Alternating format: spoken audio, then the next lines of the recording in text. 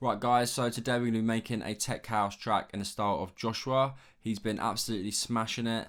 He's a UK tech house producer that's recently just got the most sales on Beatport for this year. In this tutorial we're going to be going over a similar sort of track that he would make. If you want to download this straight up, you can get it from my Patreon, the link for that is below. If not, we'd be doing a walkthrough now. Thank you for ruining my life, yeah. Thank you for ruining my life, yeah. Thank you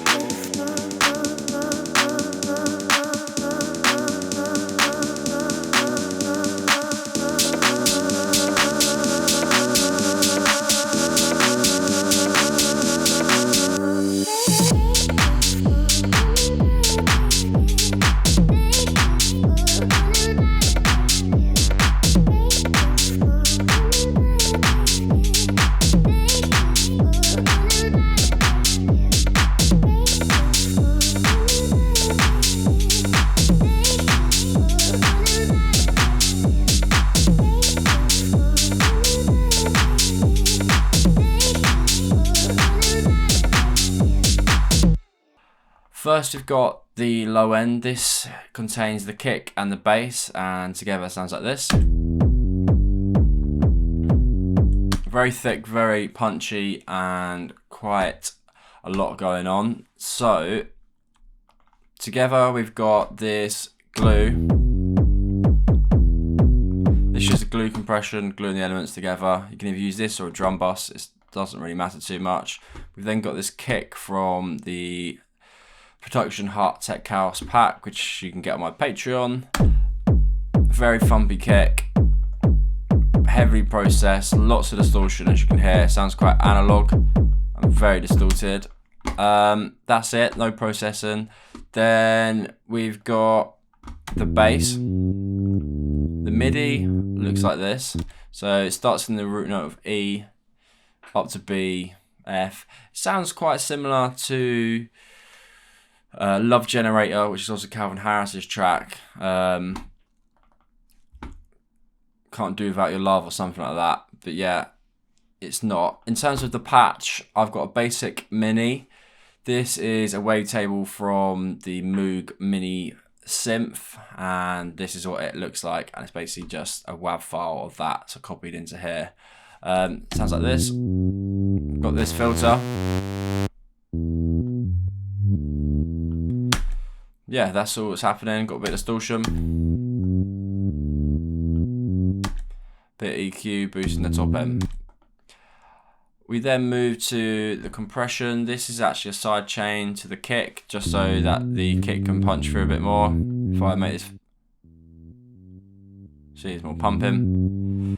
Yep. We then got this EQ, which is boosting everything about 330.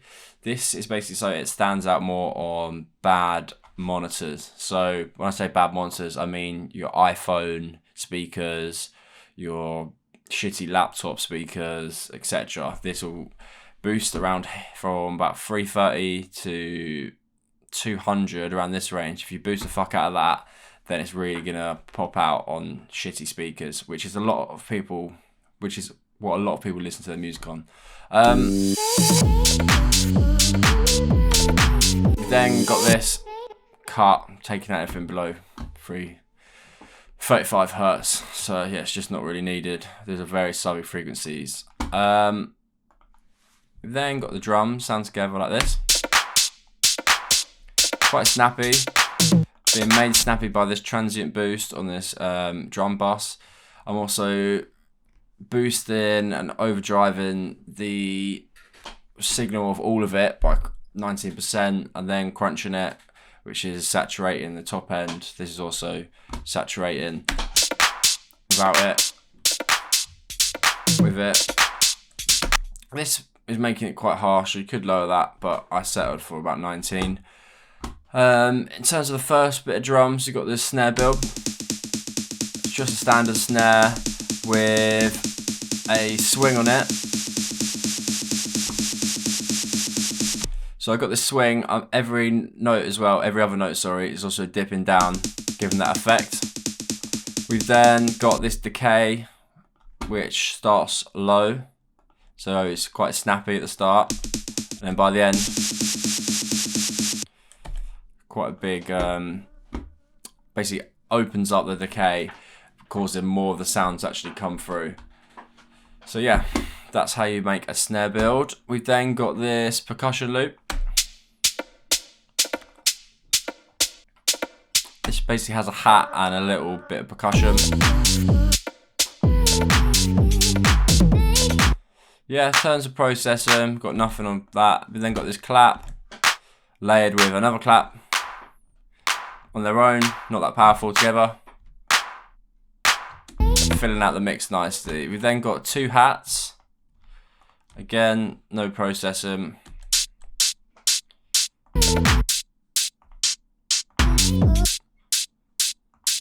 So number 12 and number 17.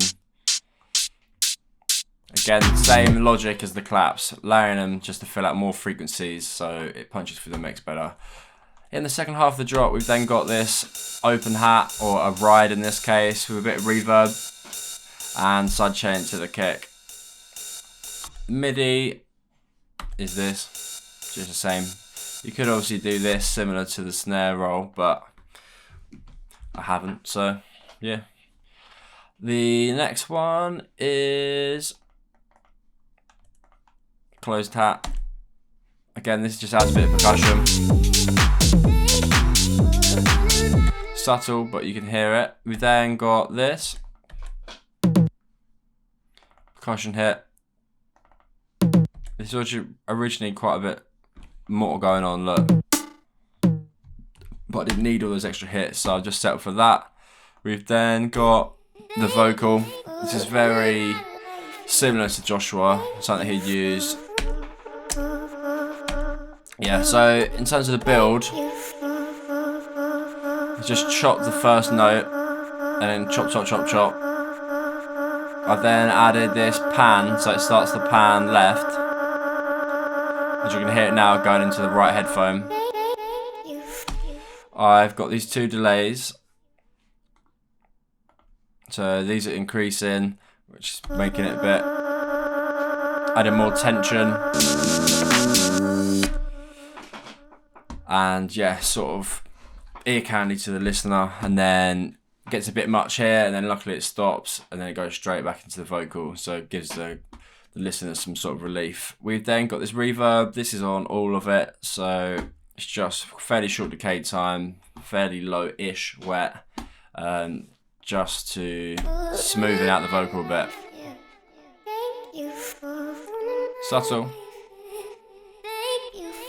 But the vocal that I'm using has already got some reverb on it, so didn't really need to go overboard with effects. We've then got this compressor, which has a sidechain to the kick, just so the kick can punch through the vocal. So again, the vocal's ducking when the kick's hitting. We then got these effects from the pack.